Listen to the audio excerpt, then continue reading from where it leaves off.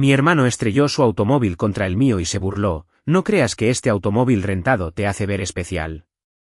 Mis padres solo se rieron. Así que le dije, relájate. No intento competir contigo. De todas formas, vas a perder. Ocurrió exactamente a las 10:27 de la noche de un domingo. El aire era denso y húmedo, el tipo de noche sofocante en la costa de Jalisco donde el calor simplemente se suspende sobre el concreto. Yo estaba parado en la entrada de concreto agrietada de mis padres, completamente congelado. No grité. No corrí hacia los restos. Solo me quedé allí y vi cómo la parte delantera de mi regalo de cumpleaños número 43 quedaba completamente aplastada. Pero el sonido más horrible en esa entrada no fue el metal desgarrándose. Fue el sonido proveniente del porche delantero. Ricardo y Elena. Mis padres estaban parados bajo la parpadeante luz amarilla del porche con copas de vino barato en las manos. Y se estaban riendo. Realmente se estaban riendo. Mi hermano menor, Mateo, salió del lado del conductor de su Aston Martin. Tenía 35 años, pero todavía lucía la sonrisa engreída y caprichosa de un adolescente que sabía que sus padres lo sacarían de cualquier apuro. El olor a tequila barato emanaba de él desde 3 metros de distancia, mezclándose con el olor agudo del líquido refrigerante que goteaba de mi defensa delantera destruida. Tropezó un poco, pateó un trozo de mi faro personalizado destrozado para apartarlo de su camino y se apoyó contra la puerta de su automóvil. «Deja de rentar automóviles falsos para lucir especial, Arturo», se burló con la voz lo suficientemente alta como para que los vecinos lo escucharan. «En esta casa, siempre serás solo un mecánico grasiento, un don nadie. No intentes jugar en mi liga». Lo miré. Miré los daños. Toda la carrocería frontal del Koenigsegg Jesko estaba agrietada justo por el medio. La fibra de carbono expuesta estaba astillada como plástico barato. Una persona normal habría perdido la cabeza. Una persona normal lo habría tirado al suelo, habría llamado a gritos a la policía o habría hecho un berrinche monumental allí mismo en el pasto. Pero yo soy un ingeniero estructural aeroespacial. No entro en pánico cuando las cosas se rompen. Analizo el límite elástico de los materiales. Calculo el punto de falla y determino cómo desmantelar la estructura comprometida de manera segura. En este momento, estaba observando la estructura comprometida de toda mi familia y me di cuenta de que era hora de derribarla por completo. En el porche, mi madre tomó un sorbo de su vino y agitó su mano libre con desdén. «Oh, no seas tan dramático, Arturo», gritó, riéndose un poco. «Solo dile a la compañía de rentas que tuvo una falla mecánica. Ellos tienen seguros para estas cosas. No arruines el fin de semana de tu hermano solo porque querías lucirte». No dije ni una palabra. En cambio, levanté lentamente mi brazo izquierdo y toqué la pantalla de mi reloj inteligente de Apple. El Koenigsegg no es solo un automóvil rápido. Es una supercomputadora sobre ruedas. El vehículo está equipado con un sistema de cámaras de seguridad de 360 grados con resolución ultra alta, integrado directamente en el chasis. Cada cuadro de vídeo y cada decibelio de audio se carga al instante en un servidor seguro en la nube en el momento en que se activan los sensores de colisión. Vi aparecer el icono de confirmación en mi muñeca. La carga estaba completa. Las imágenes estaban a salvo. El audio de sus risas, el choque y la confesión balbuceante por el alcohol de Mateo sobre el daño intencional se conservaron a la perfección. Volteé a ver a Mateo. Tenía el pecho inflado. Estaba esperando que yo reaccionara. Esperando que yo interpretara el papel que siempre había jugado en esta familia, el saco de boxeo, el hermano mayor invisible que absorbía el daño para que el niño de oro pudiera brillar. Pero las cosas eran diferentes esta noche. Yo no era el mecánico pobre que ellos pensaban que era. Y este no era un automóvil rentado. Solo le sonreí, una sonrisa tranquila y fría que hizo que la mueca engreída flaqueara en su rostro. Mi familia pensó que acababan de arruinar mi domingo por la noche con una broma inofensiva. Pensaron que me habían puesto de nuevo en mi lugar. No tenían la menor idea de que me acababan de entregar el fósforo para reducir todas sus vidas a cenizas. Para entender por qué un hombre que posee un hiperauto de 83.300.000 pesos permite que su familia lo trate como basura en una entrada de concreto, tienes que mirar 15 años atrás. Tienes que entender la arquitectura de mi familia. En la ingeniería estructural, existe un concepto llamado carga soportada. En nuestra casa, yo era el muro de carga y Mateo era el candelabro decorativo. Yo existía únicamente para sostener el techo y que todos pudieran admirar lo brillante que era él. Al crecer, el doble estándar no solo era notorio, era asfixiante. Recuerdo tener 23 años, terminando mi proyecto final para mi título de ingeniería avanzada. Necesitaba una placa de microcontrolador específica que costaba 8.500 pesos. Fui con mi padre, Ricardo, y le pregunté si podía prestarme el dinero, prometiendo devolvérselo con mi sueldo del taller mecánico del campus. Él escribió el cheque. Pero a la mañana siguiente, encontré ese cheque roto en pedacitos en el fondo del bote de basura de la cocina. Cuando le pregunté al respecto, dijo que él y mamá habían decidido que yo necesitaba aprender el valor del trabajo duro. A la semana siguiente, firmaron como avales para un préstamo nuevo de 595.000 pesos para que Mateo, que tenía 17 años y acababa de reprobar matemáticas, pudiera tener un automóvil deportivo brillante y nuevo para conducir a la preparatoria. Esa era la dinámica. Yo era el caballo de carga. Él era el pony de exhibición. Me llamaban el mecánico grasiento, el de mantenimiento, el tipo al que le gustaba ensuciarse las manos. Nunca se molestaron en entender que yo no solo arreglaba automóviles. Diseñaba sistemas de propulsión. El verdadero punto de inflexión ocurrió cuando tenía 28 años. Había pasado 3 años trabajando en un garaje húmedo y helado desarrollando un nuevo tipo de recubrimiento de aleación resistente al calor para motores aeroespaciales. Era altamente técnico, increíblemente aburrido para cualquiera fuera de la industria y absolutamente revolucionario. Lo patenté. 6 meses después, un importante contratista de defensa me compró la patente por la asombrosa cantidad de 425 millones de pesos. Era rico. Instantánea e increíblemente rico. Recuerdo el día en que los fondos se reflejaron en mi cuenta. Tomé mi teléfono y llamé a mis padres. Quería compartir la victoria. Quería escuchar a mi madre decir que estaba orgullosa de mí. Elena contestó al segundo timbre. Mamá, no vas a creer esto, comencé con la voz temblorosa por la emoción. Acabo de vender mi proyecto. Tengo la vida resuelta. Quiero llevarlos a ti y a papá a cenar. Pagar sus. Me interrumpió antes de que pudiera terminar. Oh, Arturo, qué lindo, cariño. Pero escucha. No puedo hablar ahora. Mateo acaba de cerrar su primer gran contrato de arrendamiento en un departamento de lujo en el distrito financiero y lo vamos a llevar a comer cortes de carne para celebrar. Le está yendo tan bien en los bienes raíces. Realmente deberías pedirle algunos consejos profesionales de vez en cuando en lugar de estar siempre jugando con tus herramientas. En fin. Me tengo que ir. Colgó. Me quedé sentado en el silencio de mi departamento. No importaba si ganaba 425 pesos o 425 millones de pesos. Para ellos, nunca sería suficiente. Si les contaba sobre el dinero, no me respetarían. Solo me verían como un cajero automático para las interminables mejoras de estilo de vida de Mateo. Así que tomé una decisión. Establecí una compleja red de fideicomisos ciegos y empresas fantasma con la ayuda de un brillante abogado de gestión patrimonial llamado Velasco. Invertí los 425 millones de pesos.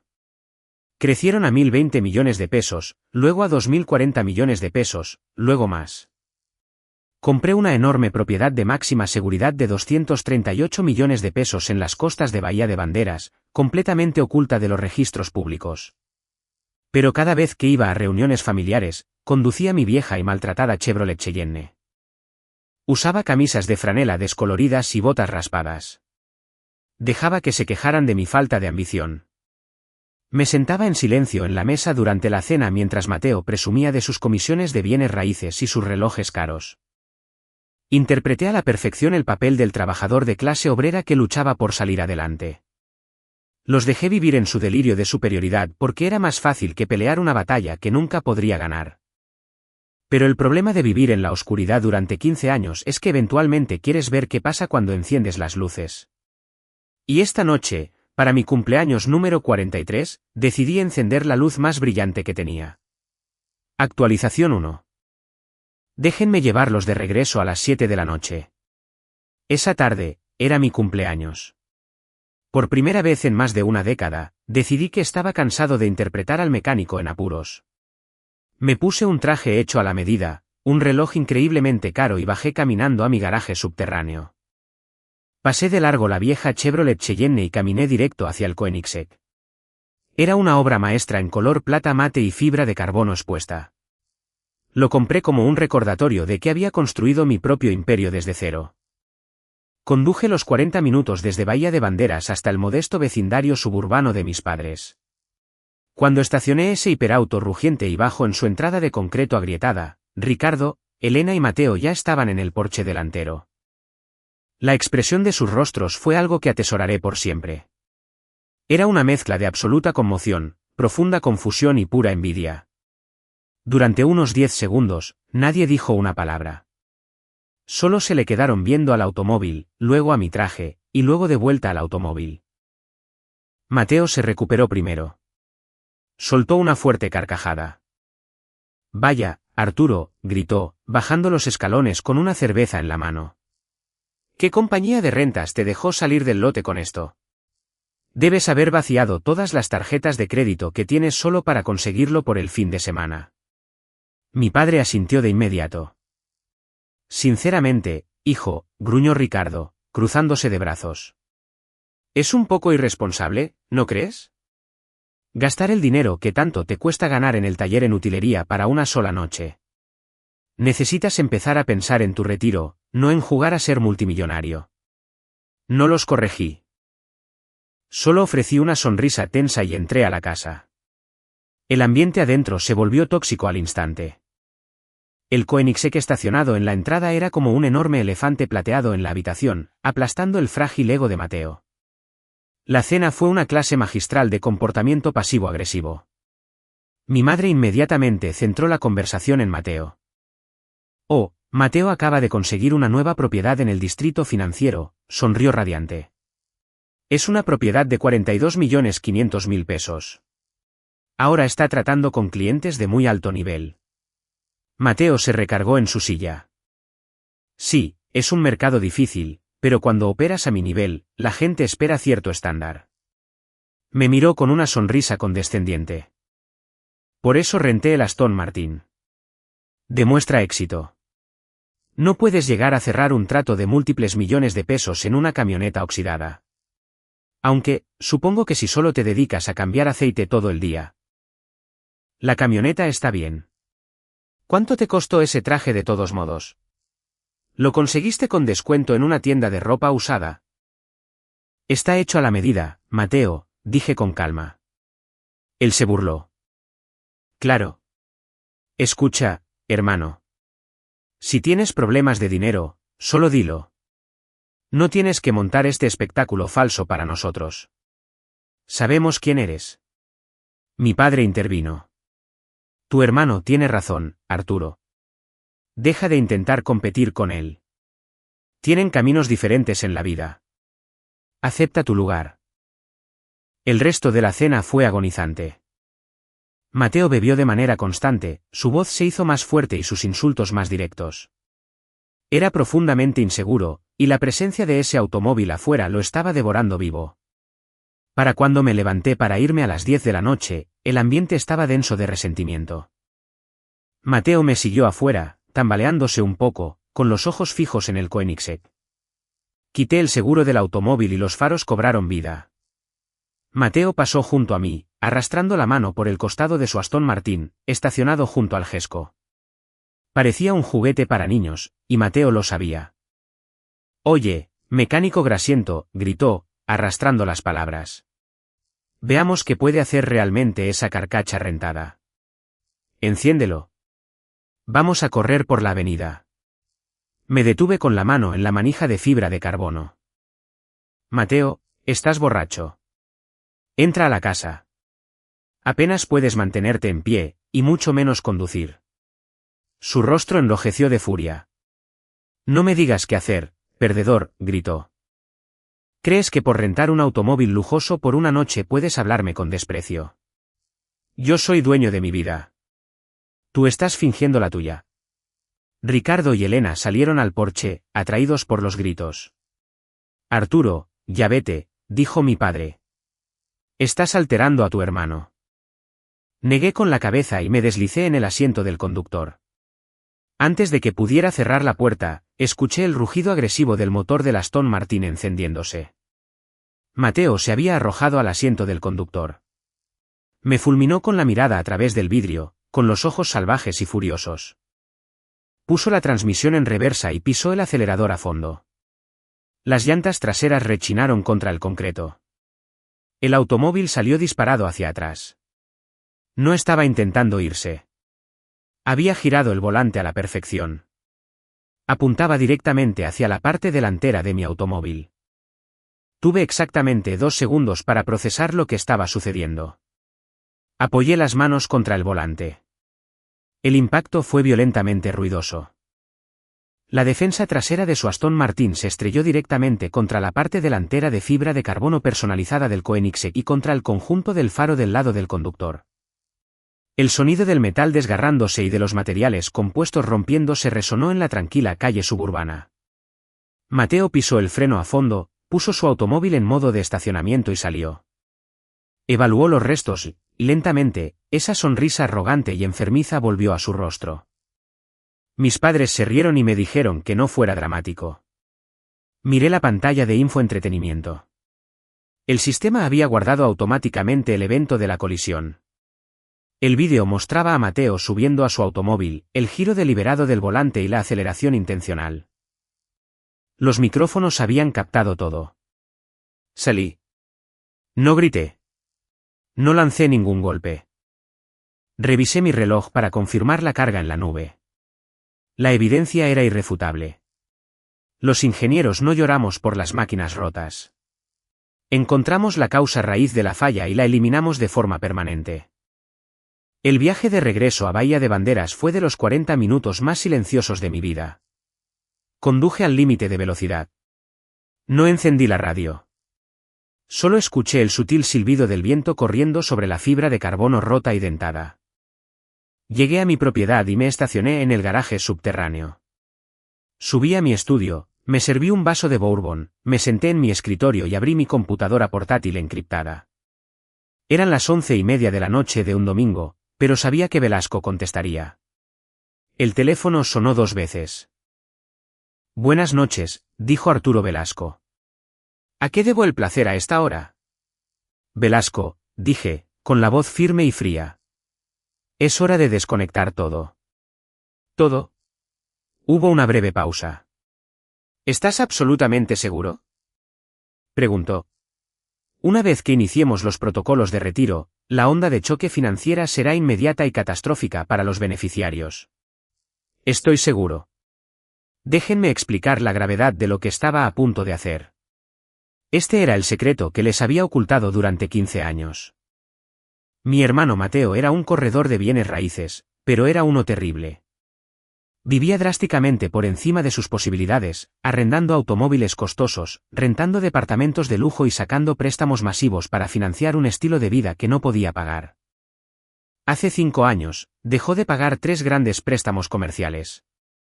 Estaba a días de la bancarrota total y de enfrentar posibles cargos por fraude. Para salvarlo, hice que Velasco estableciera una firma de capital de riesgo a ciegas. Esa firma anónima compró la deuda incobrable de Mateo. Durante los últimos 5 años, mi dinero había actuado en silencio como fiador de toda su vida. 59.500.000 pesos en deuda tóxica mantenidos a raya solo porque yo lo permití. Y mis padres, Ricardo y Elena, pensaban que vivían cómodamente de sus escasas pensiones. No era así. Hace 10 años, mi padre hizo una inversión desastrosa que aniquiló sus ahorros para el retiro. Sin decirles nada, compré la hipoteca de su casa a través de una corporación intermediaria. Además, mi fideicomiso anónimo pagaba 3.315.000 pesos al año para cubrir sus impuestos prediales, seguros de gastos médicos mayores y rescates de tarjetas de crédito. Yo era la red de seguridad invisible que evitaba que toda la familia se estrellara contra el concreto. Pagué por el suelo que pisaban, y ellos usaron ese suelo para menospreciarme. Ya no más. Inicia el cobro de la deuda en el portafolio de Mateo, le instruye a Velasco. Quiero que se exijan los 59.500.000 pesos con el aviso estándar de 14 días. También, contacta a la agencia de Aston Martin. Acaba de cometer vandalismo vehicular intencional en su activo arrendado. Van a querer saberlo. Entendido, respondió Velasco.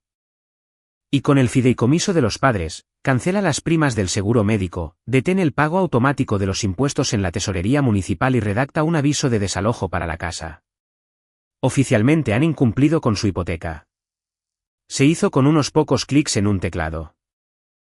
La ilusión de su superioridad quedó borrada. La llave del dinero se cerró.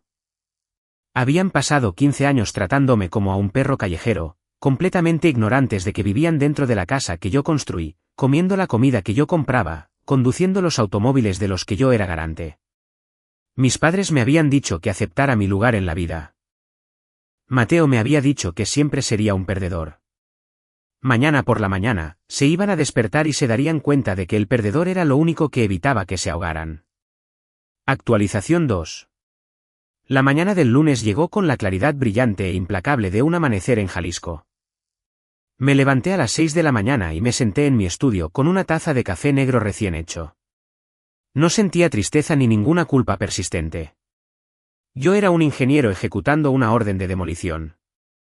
Exactamente a las 8 de la mañana, inicié una videollamada con mi ajustador privado de siniestros en el conglomerado de seguros de lujo que manejaba mi flotilla. Su nombre era Julián, un hombre que trataba exclusivamente con activos de múltiples millones. Arturo, buenos días, dijo Julián. Recibí tu declaración preliminar anoche, una colisión que involucra al GESCO. Sinceramente espero que no estés herido. Estoy perfectamente bien, Julián. El automóvil, sin embargo, no lo está. Te he enviado los datos de telemetría, el informe de la colisión y las imágenes de la cámara del tablero.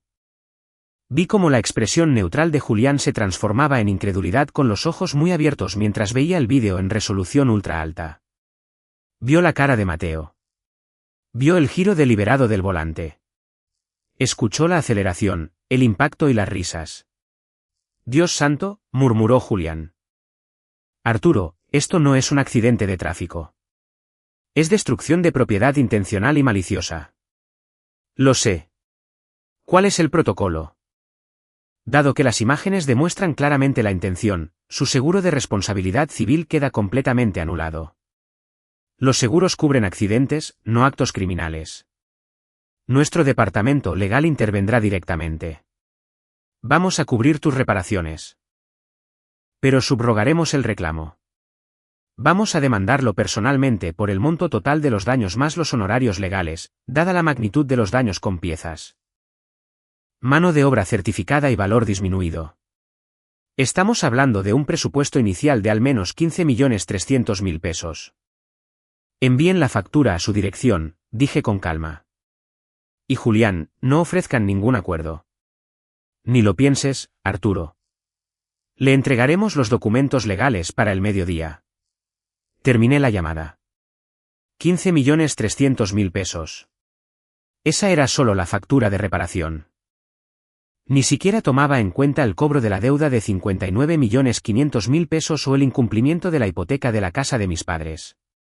Mateo se creía intocable porque nuestros padres se habían pasado toda su vida protegiéndolo de las consecuencias. Pero Ricardo y Elena no podían protegerlo de esto. Ni siquiera podían protegerse a sí mismos. El primer temblor golpeó a Mateo exactamente a las 10 de la mañana. Se despertó con un correo electrónico de alta prioridad del grupo automotriz de lujo donde arrendaba su Aston Martin. El asunto decía, terminación inmediata de contrato y recuperación de activos. Exigían la devolución inmediata del Aston Martin junto con una multa de 510.000 pesos por incumplimiento de contrato, pagadera en un plazo de 48 horas.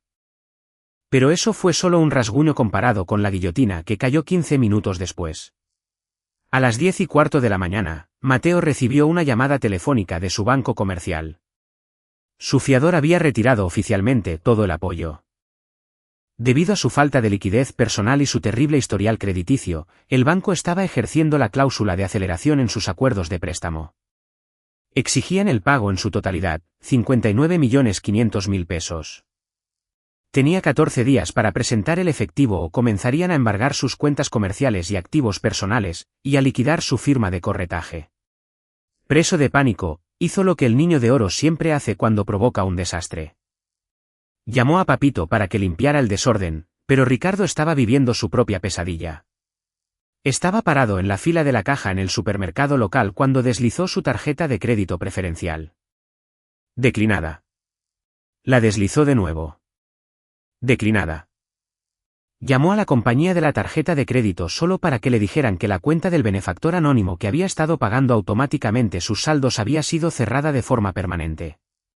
Condujo a casa en pánico y encontró un aviso de morosidad de la tesorería municipal. Una segunda carta de su prestamista hipotecario indicaba que su hipoteca principal estaba en incumplimiento. La red de seguridad había desaparecido por completo. Mi teléfono comenzó a sonar a las 11 de la mañana. Era Mateo. No contesté. Se detuvo y luego comenzó de nuevo de inmediato. Una llamada perdida, 5 llamadas perdidas, 20 llamadas perdidas. Dejó mensajes de voz sollozando, exigiendo saber qué estaba pasando, preguntando si podía ayudarlo, rogándome que le prestara dinero porque toda su vida se estaba desmoronando. Para el mediodía, tenía exactamente 52 llamadas perdidas de mi hermano. No tenía idea de que yo era quien movía los hilos.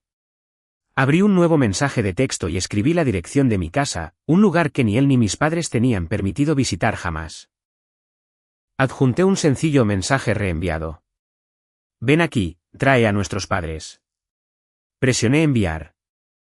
Llegaron juntos justo antes de las 2 de la tarde.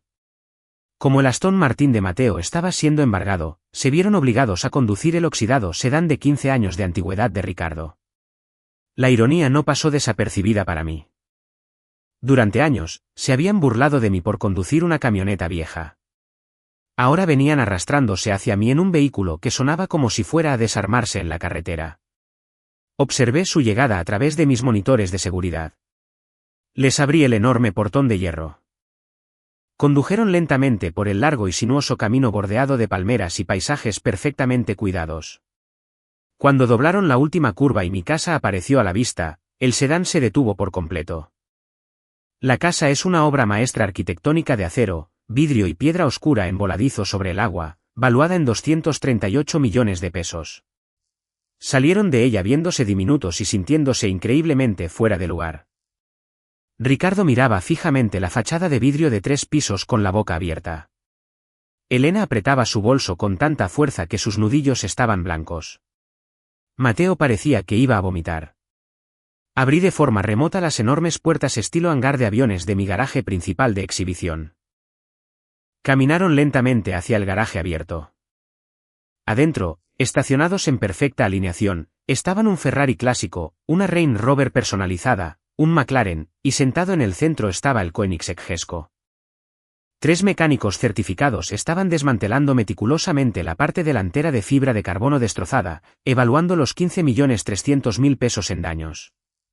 Elena se detuvo en seco. Luego me vio salir por la puerta interior. No llevaba franela descolorida ni botas de trabajo.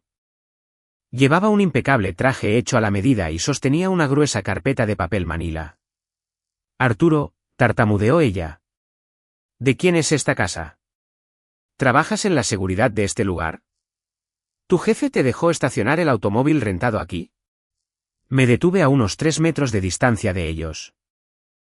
No, mamá, dije. No trabajo en la seguridad de aquí. Soy el dueño de esta casa. Soy el dueño de esos automóviles. Soy el dueño de la tierra sobre la que están parados. Ricardo dio un paso hacia atrás. ¿De qué estás hablando, Crow? Eres mecánico. Tienes un tallercito. Fui ingeniero estructural aeroespacial, Ricardo, lo corregí con frialdad. Vendí una patente patentada hace 15 años por 425 millones de pesos. Convertí eso en una fortuna. He sido multimillonario desde que tenía 28 años. Mateo parecía haber sido alcanzado por un rayo. Pero tú. Tú conducías esa camioneta vieja. Usabas ropa barata. Nunca dijiste nada. ¿Por qué? Porque si les decía que tenía dinero, nunca me habrían respetado por ganarlo. Solo me habrían exigido que me lo gastara todo en ustedes. Quería ver quiénes eran realmente cuando pensaban que yo no tenía nada. Y anoche me demostraron exactamente quiénes son. Mateo tragó saliva con dificultad. Arturo, por favor, mi vida se acabó. El banco me está cobrando un préstamo de 59.500.000 pesos. La agencia de automóviles me está demandando. Si tienes tanto dinero, tienes que salvarme. Sonreí con una mueca tensa y sin humor. Oh, Mateo, no te voy a salvar. Fui yo quien te desconectó. Bienvenidos a mi casa. Pasemos. Tenemos un vídeo que ver. Los conduje a mi oficina privada, una habitación grande dominada por un enorme escritorio de roble macizo y una pantalla de proyección digital del tamaño de una pared. Vinieron aquí a rogar por ayuda porque piensan que el universo de repente los está castigando, dije. Piensan que son víctimas de la mala suerte. No lo son. Son víctimas de su propia arrogancia. Presioné un botón en el control remoto. Las luces se atenuaron y el proyector se encendió. La pantalla mostró las imágenes de la cámara del tablero del Koenigsegg. Mostró a Mateo tropezando hacia su Aston Martin. Deja de rentar automóviles falsos para lucir especial, Arturo. La voz ebria de Mateo retumbó en la habitación. En esta casa, siempre serás solo un mecánico grasiento, un don nadie. No intentes jugar en mi liga. Luego vino el rugido del motor, el rechinar de las llantas y el crujido ensordecedor del metal y la fibra de carbono al impactar. Mi madre se tapó las orejas con las manos mientras se le llenaban los ojos de lágrimas. Pero yo no había terminado. Reproduje el audio después del choque. Oh, no seas tan dramático, Arturo. Solo dile a la compañía de rentas que tuvo una falla mecánica. No arruines el fin de semana de tu hermano solo porque querías lucirte. Luego se escuchó claramente el sonido de Ricardo y Elena riéndose. Apagué la pantalla y encendí las luces. Pensaron que era una broma, dije. Pensaron que podían destruir algo que no les pertenecía, reírse en mi cara y salir caminando sin un rasguño porque eso es lo que han hecho toda mi vida. Las pesadas puertas de roble se abrieron detrás de ellos. Velasco entró llevando un maletín de cuero. Puso 3 pilas de documentos legales en mi escritorio. Arturo, los expedientes están preparados, dijo. Gracias, Velasco. Levanté la primera pila y miré a Mateo. La factura de reparación del Koenigsegg es de 15.300.000 pesos. La compañía de seguros te está demandando personalmente por el monto total, pero ese es el menor de tus problemas. Empujé la segunda pila hacia adelante. Esos 3 préstamos comerciales que dejaste de pagar hace 5 años. Los 59.500.000 pesos en deuda tóxica. La firma anónima de capital de riesgo que compró esa deuda era mi firma. Soy dueño de tu deuda, Mateo. Fui tu fiador. Y a partir de esta mañana, he retirado oficialmente todo el apoyo. Las rodillas de Mateo flaquearon. Se desplomó sobre la alfombra persa, buscando aire.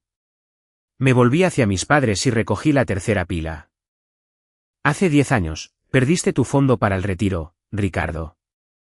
El banco iba a ejecutar la hipoteca de tu casa.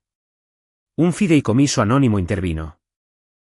Compró la hipoteca y comenzó a pagar tus impuestos prediales y tu seguro de gastos médicos. Ese fideicomiso me pertenece a mí. Compré su casa. Pagué sus cuentas. Los mantuve a flote mientras se sentaban en la mesa a cenar y me llamaban mecánico grasiento. Arrojé los papeles sobre el escritorio. A partir de hoy, el fideicomiso queda disuelto. Los pagos están cancelados. Han incumplido con la hipoteca y estoy ejecutando el embargo de la casa. Tienen 30 días para empacar sus cosas y desalojar la propiedad. Los miré a los 3, ahora completamente destrozados por la verdad. Soy dueño de todo, Mateo. Soy dueño de tu pasado. Soy dueño de tu presente. Y acabo de cancelar tu futuro. La reacción física a la devastación total y absoluta no es algo que se vea en las películas. No es poética. Es fea, visceral y patética. Mateo se quedó en el suelo. Se giró de lado y comenzó a tener arcadas mientras su cuerpo rechazaba violentamente la realidad de su situación. El alcohol de la noche anterior, mezclado con el puro terror de enfrentar más de 74.800.000 pesos en deudas inmediatas y una demanda masiva, quebró su sistema nervioso. Se quedó allí tumbado en mi costosa alfombra, temblando, llorando abiertamente. Ricardo se aferró al respaldo de una silla de cuero como si de ello dependiera su vida. Su pecho subía y bajaba agitado. Miraba fijamente los documentos de ejecución hipotecaria en mi escritorio, leyendo en silencio el aviso de desalojo una y otra vez. Elena, sin embargo, recurrió directamente a la única arma que alguna vez supo usar, la manipulación emocional. Corrió hacia adelante, ignorando a Mateo en el suelo, y golpeó las manos contra mi escritorio. Las lágrimas corrían por su rostro. «Arturo, no puedes hacer esto», gritó. «Somos tu familia. Somos tu sangre. Mateo es tu hermano. Cometió un error. Estaba borracho. Tienes todo este dinero. ¿Por qué nos estás haciendo esto? No puedes dejar a tus propios padres en la calle». No me inmuté. «No actuaron como mi sangre anoche, mamá», dije con una voz peligrosamente tranquila. «Cuando Mateo usó su automóvil como arma para destruir mi propiedad, no lo detuvieron. Se rieron. Me dijeron que no arruinara su fin de semana. Lo protegieron tal como lo han protegido de cada una de las consecuencias en toda su vida». Sacudió la cabeza con desesperación. «No lo sabíamos. Pensábamos que era rentado. Pensábamos que solo estabas montando un espectáculo. No debería importar si era rentado, una nave espacial o una bicicleta oxidada», repliqué sin titubear. «Lo vieron cometer un delito y se rieron de mí. Se han pasado toda mi vida asegurándose de que yo supiera que estaba por debajo de él. Yo era la tierra que pisaban para que él pudiera mantener limpios sus zapatos». Señalé hacia Mateo, que estaba acurrucado en posición fetal. «Miren a su niño de oro ahora.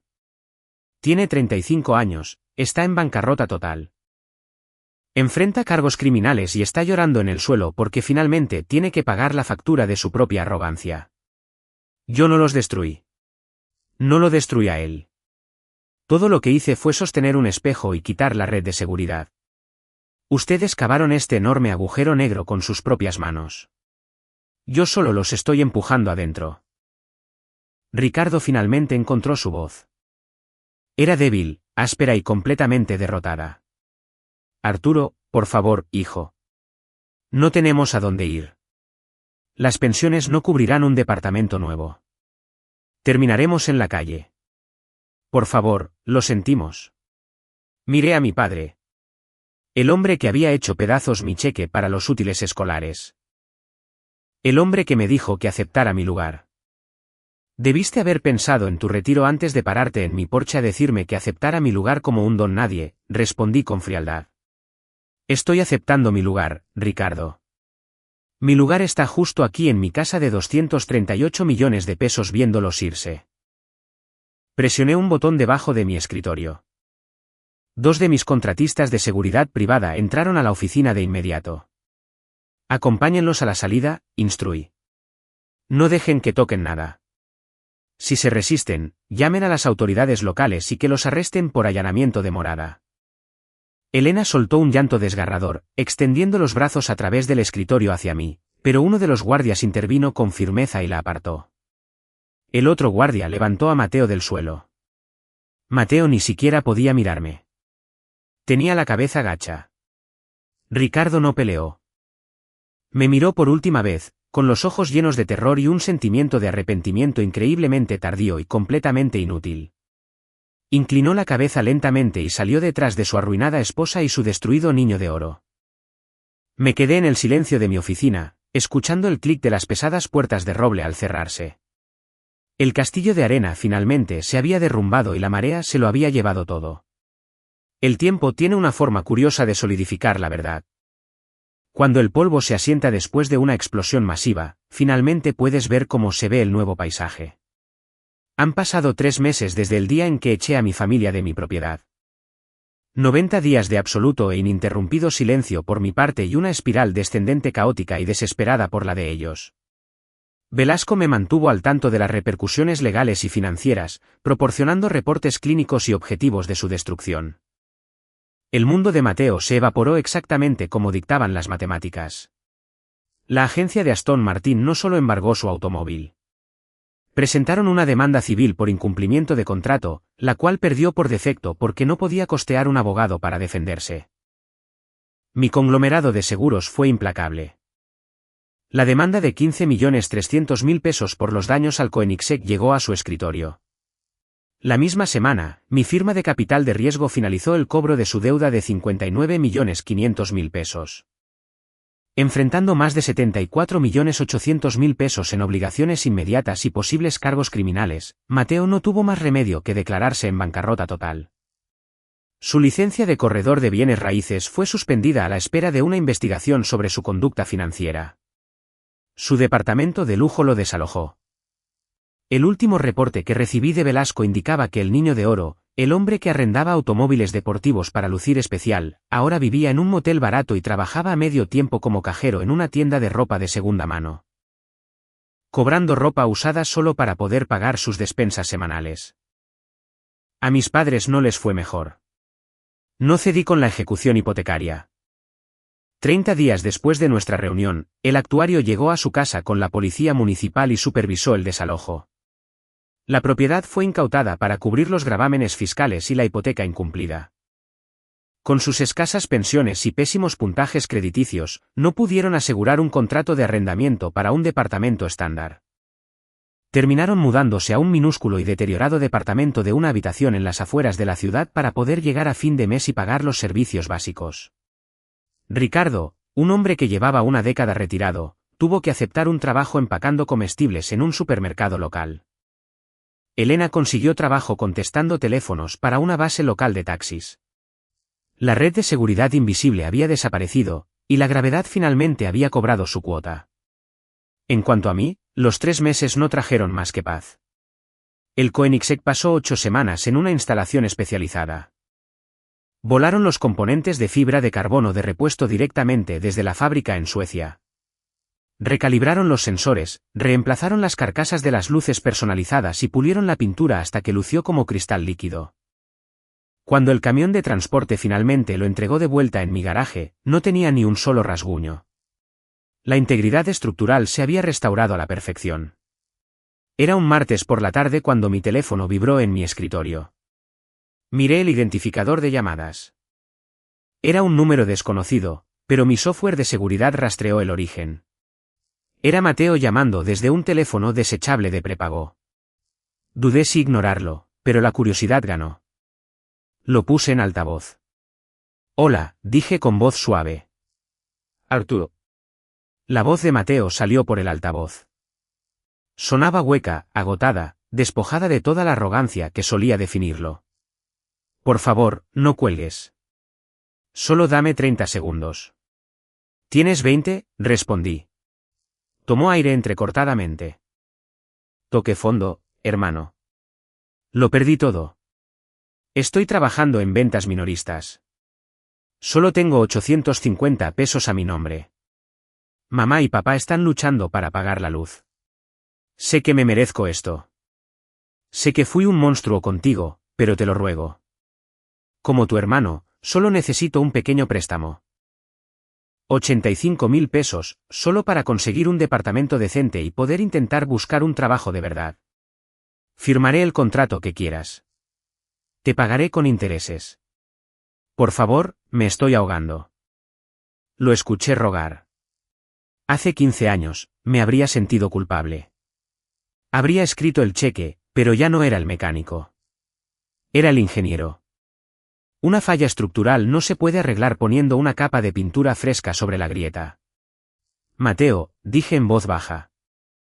Tienes que arrancar las piezas podridas y construir unos cimientos nuevos desde cero. No te voy a dar ni un solo centavo. Tienes que aprender a sobrevivir en el mundo real, tal como me dijiste que lo hiciera yo. Arturo, por favor no hagas esto. Colgué. Bloqueé su número desechable y lo marqué en toda mi red. La conversación había terminado. La forma más verdadera de poder no es la capacidad de destruir a alguien. Es la capacidad de alejarte de su destrucción sin sentir ni una onza de arrepentimiento. Bajé caminando al garaje más tarde esa noche. El sol de Jalisco se estaba poniendo, arrojando largas sombras doradas a lo largo del pulido suelo de resina epoxi. El Koenigsegg descansaba en el centro de la habitación, inmaculado, agresivo y entero de nuevo. Pasé la mano por el suave capó de fibra de carbono donde solían estar las grietas destrozadas. La reparación fue impecable. En ingeniería, hablamos de resiliencia. Es la capacidad del material para absorber energía cuando se deforma elásticamente y luego, al descargarse, recuperar esa energía. Mi familia había ejercido cantidades masivas de presión sobre mí durante toda mi vida. Intentaron deformar mi carácter, mi ambición y mi sentido de autoestima. Querían que me doblegara a su narrativa para que ellos pudieran sentirse superiores. Pero no me quebré. Absorbí la presión. La usé para construir un imperio en las sombras. Y cuando llegó el momento adecuado, descargué toda esa energía acumulada de regreso contra ellos. Cortar lazos con una familia tóxica es un concepto aterrador para muchas personas. La sociedad nos dice que la sangre llama, que la familia lo es todo, que debes perdonar y olvidar sin importar que tan mal te abusen. Pero esa es una mentira diseñada para mantener a las víctimas atrapadas en el ciclo. La sangre no significa absolutamente nada si las personas que la comparten la usan como excusa para desangrarte. No los extraño. No extraño las incómodas y asfixiantes cenas de fin de año. No extraño los comentarios pasivo-agresivos sobre mi ropa o mi trabajo. No extraño ver a mis padres irradiar orgullo por un hermano que no es más que un parásito con un traje rentado. Me siento increíblemente ligero. Mi vida es tranquila, segura y enteramente mía. Justo ayer, Velasco vino a mi oficina para nuestra revisión trimestral del portafolio. Después de que terminamos los asuntos principales, cerró su carpeta, se quitó los lentes y me miró con un raro momento de vacilación personal. Arturo, comenzó con cuidado. Recibí un reporte del investigador privado que monitorea la situación de tus padres. Están pasando por un momento muy difícil. Los sueldos del supermercado apenas cubren su renta. Dependen en gran medida de los bancos de alimentos para sus comidas. Nos serví a los dos un vaso de bourbon. ¿Y cuál es tu punto, Velasco? Él suspiró. Podríamos establecer un microfideicomiso muy pequeño y altamente sectorizado. Unos cientos al mes distribuidos de forma anónima mediante tarjetas de regalo para el supermercado.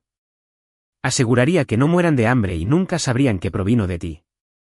Es una gota en el océano para tu portafolio. Sostuve mi vaso de bourbon viendo cómo el líquido ámbar atrapaba la luz del sol poniente. Pensé en Ricardo sosteniendo su copa de vino en el porche, riéndose mientras mi automóvil era destruido. Pensé en Elena diciéndome que no arruinara el fin de semana de Mateo.